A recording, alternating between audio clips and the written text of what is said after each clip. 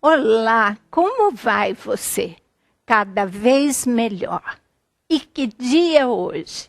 É o primeiro dia da minha nova vida. É isso que o amor exigente quer para você. Que você esteja verdadeiramente cada vez melhor e que comece de novo todo dia. Sabe, 2013 é um ano auspicioso. E eu sei que você pode, fazendo a sua parte, buscar estar cada dia melhor. Vai ser melhor para você e para todos à sua volta. É o que nós temos assistido durante todos esses anos nos grupos de amor exigente, nas pessoas que procuram o amor exigente e querem qualidade de vida. Venha você também, conheça amor exigente. Hoje nós estamos aqui com a Sônia Oldani, coordenadora regional do Amor Exigente em Guarulhos, São Paulo, e Luiz Fernando Calduro, que junto com a Cleide são os coordenadores regionais da cidade de São Paulo, na região sul de São Paulo. Com eles, nós vamos mostrar de que forma nós vivenciamos os princípios básicos de amor exigente e de que forma nós podemos ajudar você a viver também essa proposta. Ela funciona, dá certo. Não é, Sônia? É verdade, né, Mara? Que funciona, nós não temos a menor dúvida. E gostaríamos de transmitir essa nossa certeza de que funciona para você que nos assiste. Então, só falando um pouquinho a respeito do Amor Exigente, nós somos uma organização não governamental, trabalhamos com a prevenção e orientação ao uso abusivo de álcool e outras drogas. O nosso trabalho se dá através de encontros de grupos de auto e mútua ajuda, nos encontramos semanalmente, contamos hoje com grupos em todo o território brasileiro e também em alguns países vizinhos. Temos uma literatura que nos embasa, temos também a nossa revista, né, as nossas revistas que hoje nós trouxemos aqui para que vocês percebam, a nossa revista ela é mensal. Você assinando a nossa revista, você receberá um exemplar mensalmente em sua casa. Procure no nosso site como fazer esta assinatura. Nosso site é www.amorexigente.org.br. E estamos aqui, nós três, né? Eu, Mara e o Luiz Fernando. Luiz Fernando hoje como nosso convidado especial, querido Luiz Fernando, tão atuante no movimento de amor exigente, tem trazido uma vasta contribuição para todos nós. E vamos dando continuidade através do quarto princípio do amor exigente. Pais e filhos não são iguais, Luiz Fernando. E aí a gente pergunta, né? Como é que nós podemos definir o que é ser pai, o que é ser mãe? Quando a gente tem o princípio que nos fala que pais e filhos não são iguais. Muito bem. Antes de responder, eu posso saudar também as pessoas? Claro. Olha, eu queria agradecer muito vocês por terem me convidado, por ter a oportunidade de falar para esses voluntários de amor exigente, fabulosos, do Brasil inteiro, que são grandes amigos, que na verdade são parentes, somos todos da família Amor Exigente. E para você que não conhece o amor exigente e que está procurando qualidade de vida, está procurando dar um up na vida da sua família, dos seus relacionamentos familiares, você está no lugar certo. Venha, fique aqui conosco e participe do Amor Exigente. E em relação à sua pergunta, Sônia, realmente a gente precisa saber que o pai é diferente do filho, no sentido de que o pai é responsável por dar o norte, é responsável por determinar as regras, é responsável por dar os limites para os filhos. E quando eu cheguei ao Amor Exigente, e este princípio talvez tenha sido o mais importante para a minha recuperação e para a recuperação da minha família, eu precisei reavaliar a minha postura, porque os meus filhos não estavam tendo pai. Eles estavam tendo um amigo, eles estavam tendo um companheiro, uma pessoa que gostava muito deles, que ficava o tempo inteiro com eles, brincava, era muito participativo, mas não estava exercendo o papel de pai. Com medo de ser autoritário, não exercia minha autoridade de pai. E isso foi muito ruim para eles. Então, quando você faz esse questionamento, eu fico vendo da importância que nós realmente, neste início de ano, nos reavaliemos. Você está sendo pai dos seus filhos? Não tenha medo de ser pai, porque se você tiver medo, você fica amarrado. Então, liberte-se e seja pai, para que o seu filho possa ser filho. São papéis diferentes, não é, Luiz Fernando? Realmente, eu acho que esse princípio nos valoriza. É valorizador, não só do pai, mas dos filhos também. Cada um no seu papel. Até irmãos, nós tivemos há um tempo atrás uma entrevista, uma série de entrevistas com o Dr. Fernando de Freitas. E ele dizia que mesmo numa família, irmãos, cada um tem o seu papel. São como irmãos filhos, e não amigos, não é isso? Eu ouvi essa entrevista. Não são amigos. É uma coisa importante nós determinarmos os papéis que cada um vive. E sabe, se você não fizer isso, se as famílias não fizerem isso, nós acabamos deixando de cumprir uma missão importante, que é a missão de estruturar, de organizar as nossas casas. Olha, desde o começo, o filho mais velho tem tais papéis, o filho do meio tem outros papéis e o filho caçula outros. Eles vão poder se completar e caminhar junto pela vida fora. E ter seus amigos escolhidos por eles e amigos com todos, não é, Sônia? Isso mesmo. E dentro do estudo da psicologia, eu como estudante de psicologia, a gente sabe da importância dos pais estarem presentes na vida de um filho. Porque quando a gente estuda as instâncias psíquicas, né, id, ego e superego, a gente sabe que se esse filho ele não tiver uma presença ativa de valores, princípios que os pais precisam passar para os filhos, ele egoicamente fica fragilizado. Então, é muito importante, isso até cientificamente, né, através dos estudos, a gente sabe disso. Então, o pai assumiu o seu papel de pai, a mãe de mãe, para que esse filho possa ser filho, para que esse filho possa ser conduzido através dos princípios e valores desses pais, porque senão ele se torna fragilizado. E aí a gente volta de novo para a drogadição e percebe o quanto muitos daqueles que começam no uso de drogas e que podem se tornar um dependente químico ou não, na verdade são pessoas que, na maioria delas, pessoas fragilizadas egoicamente, não tiveram essa estrutura, né? Não que os pais sejam culpados, mas eles precisam estar atentos a desenvolver esse papel e não deixar que esse papel se inverta, que o filho mande, ele não tem estrutura para mandar, ele precisa ter alguém que o ajude a se estruturar. Então é muito importante esse princípio do amor exigente para que se estruture mesmo, para que se defina o que é ser pai, para que o filho possa ser filho, porque senão a gente vai ter problemas no futuro. E sabe, Sônia, eu descobri, desculpa, Maia, que a gente deixa de ser pai porque nós ficamos naquela preocupação de querer ter o amor dos nossos filhos o tempo inteiro. E às vezes, quando nós exercemos o papel de pai, determinando a regra e a consequência se a regra não for cumprida, e isso é muito importante, os nossos filhos ficam bravos. E aí a gente fica fragilizado. Mas se nós não assumirmos este papel, na rua tem muita gente querendo ser pai dos nossos filhos, viu? Então nós precisamos dizer estes nãos com carinho, dizendo, né, como o nosso lema do amor exigente é: eu te amo, mas não aceito o que você está fazendo de errado, sem medo de assumir a paternidade. De ser o líder da família, de fato, né? A minha preocupação também é quando nós passamos esse papel para um outro filho. A mãe sozinha, separada, o filho mais velho é forte, começa a ser pai dos irmãos. Nós não devíamos permitir isso, eles devem ser irmãos sempre. E aí, os nossos filhos, todos irmãos, nós assumimos o nosso papel de mãe, de pai, cada um lá onde estiver, e fazemos com que essas crianças se desenvolvam de fato. Olha, acho muito importante. Outra coisa que nós devemos notar é que cada princípio do amor exigente é uma estrutura que mais ou menos se encaixa uma na outra.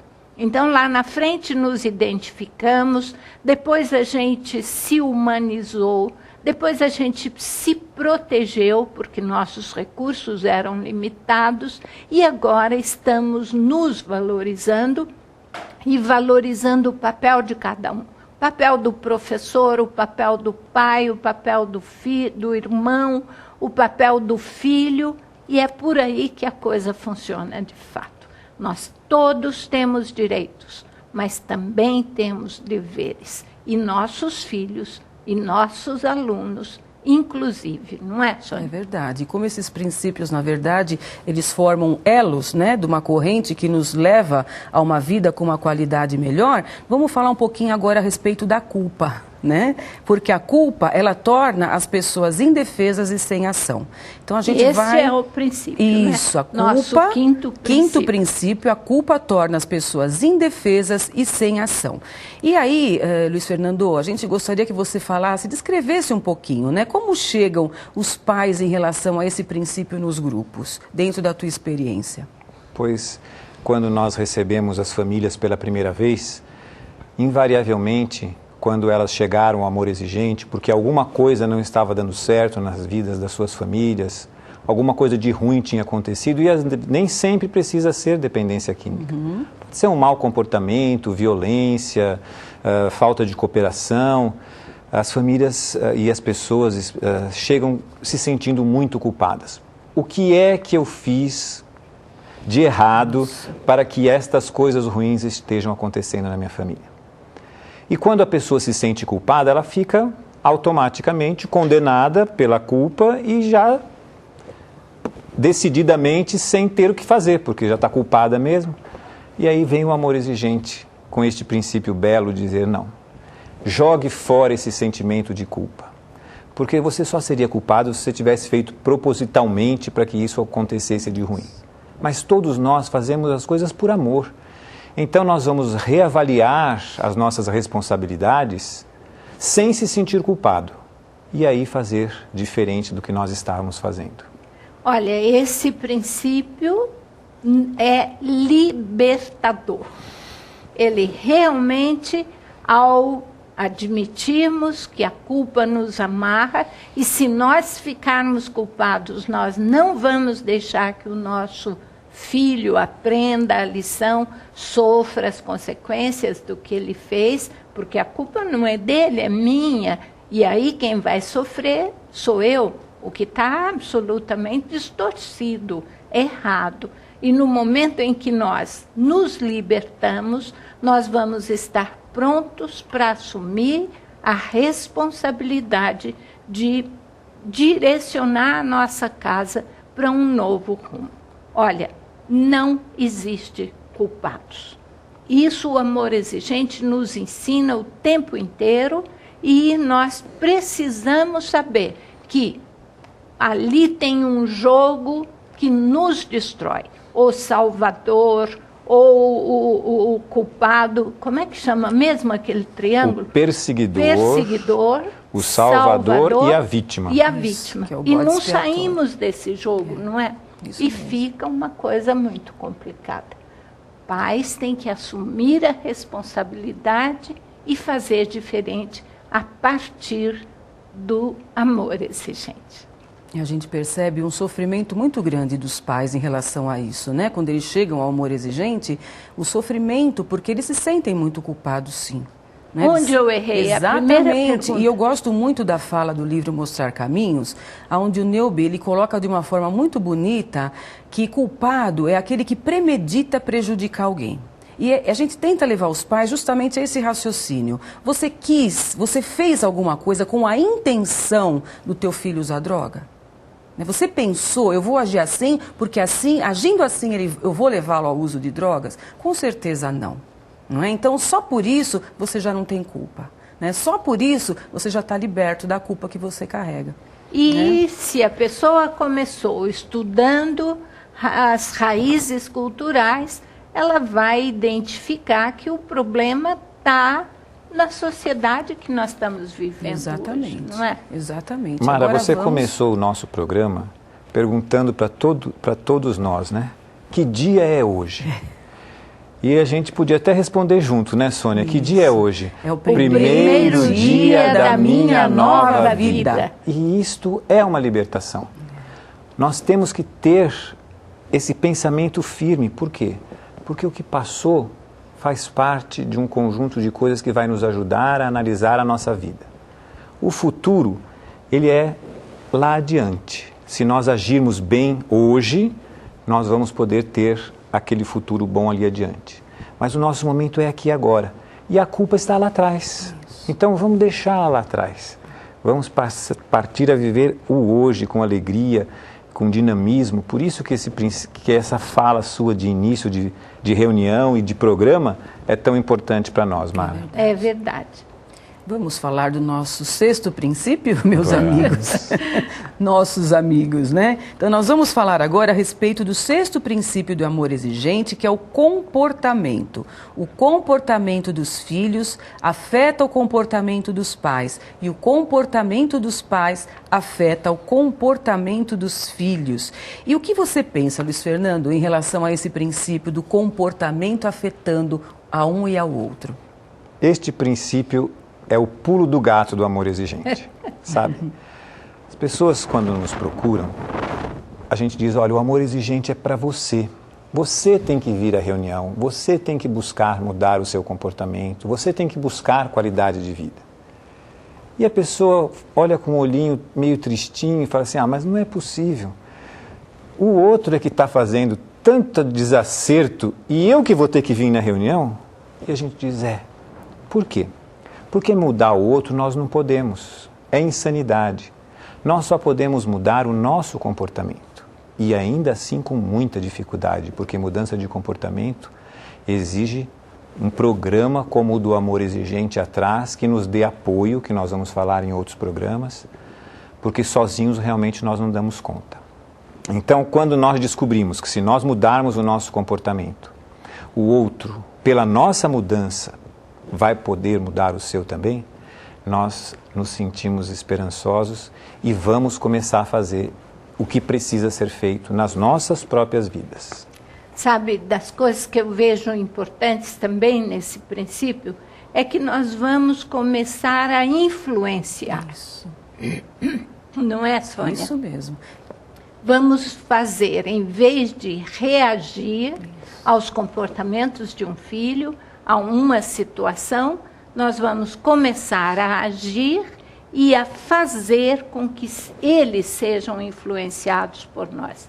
A minha mudança vai mudar o outro. Não dá para ele continuar sendo a mesma coisa se eu não estou agindo mais como antes. Sônia, fala um pouquinho, o que é que mais é difícil para você ou que você nota nos grupos em relação à mudança de comportamento a comportamento? O que a gente nota é justamente esse distanciamento que o Luiz Fernando colocou tão bem, não é? Por que eu preciso ir ao grupo? Né? Se o meu filho é que está gerando algum tipo de problema dentro de casa, por que eu? Então, o difícil é você convencer a esse pai que, para que esse filho possa ver uma possibilidade de mudança, é preciso que o pai mude. Então, ele está inserido diretamente no contexto do problema. Não é? Não existe essa divisão que muitas vezes nós colocamos. Não, ele está fazendo algo errado. Eu sou vítima, eu criei direito, eu dei bons exemplos, eu fiz a minha parte. É claro que a gente sempre pensa e acredita que nós fizemos a nossa parte de uma maneira muito boa. Mas, em muitos momentos, sutilmente, coisas que a gente não percebeu. Né? Os nossos filhos, de alguma maneira, eles foram tocados por alguns dos nossos comportamentos que não foram tão bons assim para eles, não os levaram a um caminho tão bom assim. Então é preciso envolver esse pai, né? Esse pai e essa mãe precisam se sentir parte dessa situação, parte do problema. Eu lembro de um psiquiatra que eu assisti a palestra dele dentro da Fundação Casa. Ele era especialista em uso e abuso de drogas por adolescentes. E ele falava que era uma verdadeira queda de braço. Ele usava esses termos mesmo.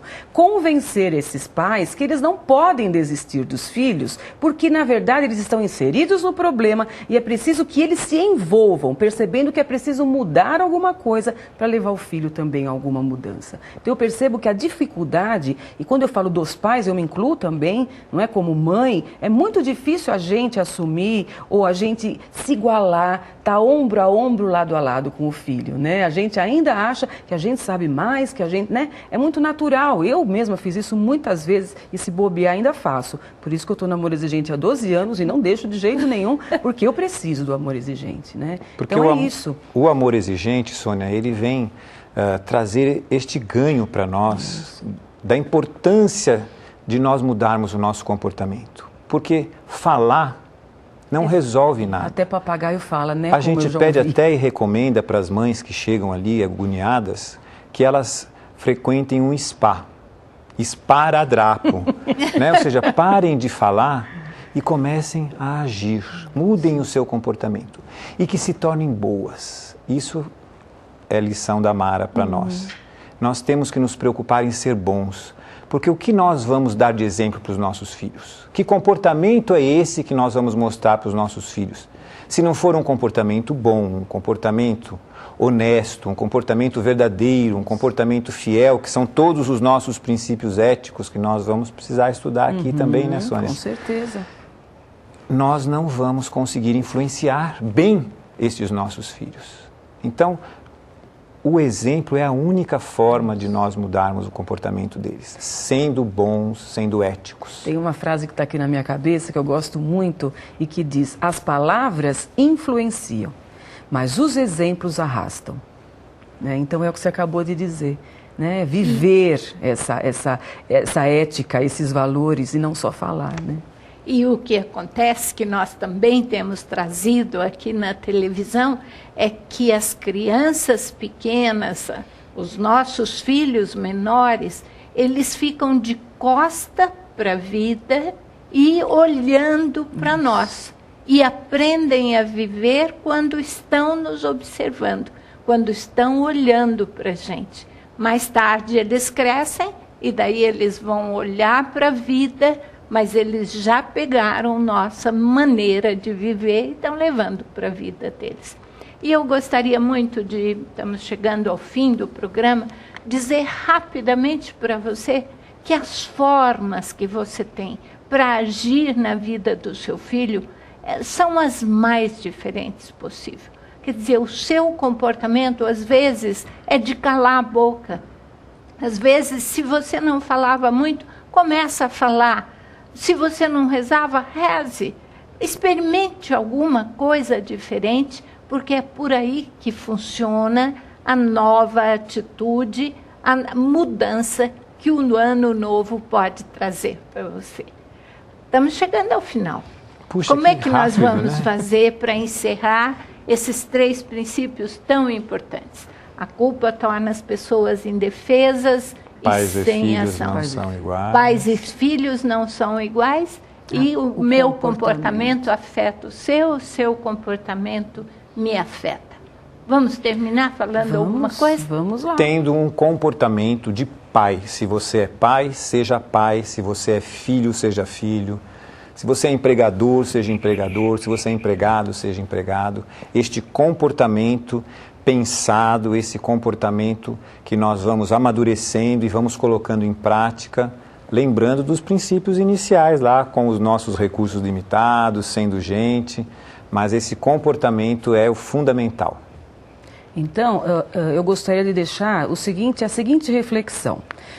Conforme nós aprendemos hoje que a culpa não existe, né, porque nós não tivemos a intenção de prejudicar os nossos filhos, nós não premeditamos isso, nós já aprendemos que é preciso assumir os nossos papéis, né, para que os nossos filhos possam ser filhos, nós sem culpa assumirmos os nossos papéis de pais e com o nosso comportamento, através dessa eliminação da culpa, nós estamos livres para perceber que precisamos mudar o nosso comportamento para melhor. Mudança, gente, é o movimento da vida. Né? Aquele que enraiza em determinados pontos ou comportamentos da sua vida, ele não evolui, ele não caminha. Então a mudança, se nós olharmos desde a natureza, nós vamos perceber que tudo se modifica, tudo se transforma e nós somos seres, né, viventes e vivos nessa natureza. Então é isso, mudança, sem culpa, assumindo papéis, mas mudando o nosso comportamento sempre para melhor. Chegamos ao final do nosso programa e queremos convidá-lo para continuar conosco na próxima semana. Estaremos falando de mais 3 princípios básicos do amor exigente que deve relacionar a nossa vida com o outro, com os nossos semelhantes, com o mundo, afinal. Contem conosco. Nós contamos com você também.